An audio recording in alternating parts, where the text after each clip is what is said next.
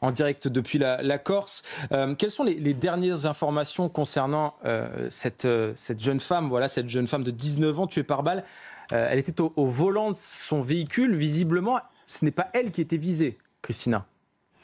Alors, elle était au volant du véhicule de son compagnon. C'est pour cela que le procureur a dit que peut-être ce n'était pas la cible que voulaient atteindre les tireurs. Néanmoins, les faits sont là. C'est un drame qui secoue vraiment la Corse. Personnellement, j'ai jamais vu autant de réactions, autant de condamnations, que ce soit de politiques, que ce soit d'associations. J'ai reçu tout à l'heure aussi le communiqué de Monseigneur Bustillo. Voilà, tout le monde, c'est la stupeur générale ici. Hein. C'est vrai que c'est la première fois, et je le disais tout à l'heure, ce crime marque un tournant quand même, parce que jusqu'à aujourd'hui, c'était essentiellement des hommes qui étaient visés dans les règlements de compte, et dans le contexte de la criminalité organisée. Aujourd'hui, on s'en prend à une jeune femme de 18 ans. L'émotion ici, je vous le dis, est vraiment immense, est vraiment palpable. La population est sous le choc et beaucoup dénoncent une situation qui est complètement aujourd'hui intenable. L'an dernier, je vous rappelle quand même que la Corse a enregistré 18 homicides, 16 tentatives pour 355 000 habitants. C'est un triste record au niveau national.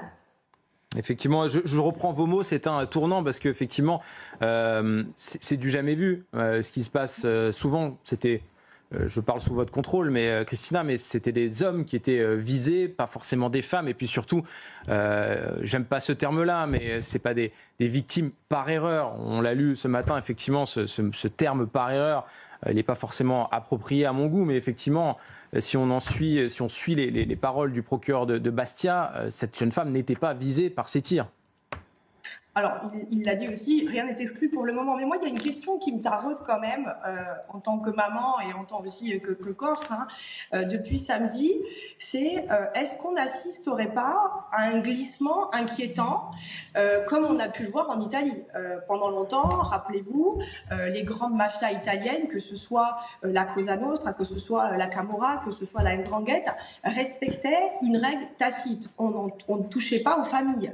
Ces dernières années, on a vu que cette ligne rouge a littéralement volé en éclats, avec notamment l'émergence des baby mafias, ces gangs ultra violents qui ne respectent plus finalement les codes des anciennes générations.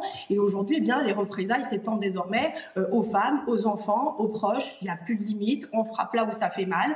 On envoie des messages sanglants aux clans rivaux, et ces groupes ne respectent plus rien. Il n'y a plus de code, il n'y a plus de règles, il n'y a plus de code d'honneur. Ils sont prêts à tout, ils frappent vite, sans état d'âme, ils sont imprévisibles et surtout ils sont assez désorganisés.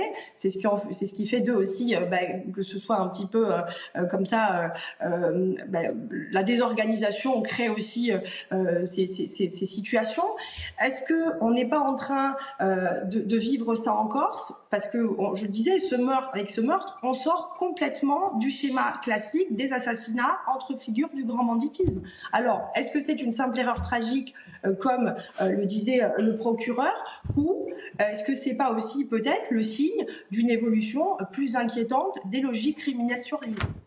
Merci beaucoup Christina Luzzi, voilà, d'avoir été en direct avec nous et nous avoir donné toutes ces informations. Voilà, même la Corse, surnommée l'île de beauté, n'est pas épargnée effectivement par ces drames. On va marquer une courte page de publicité. Jean-Claude Dacier, Magali Vicente.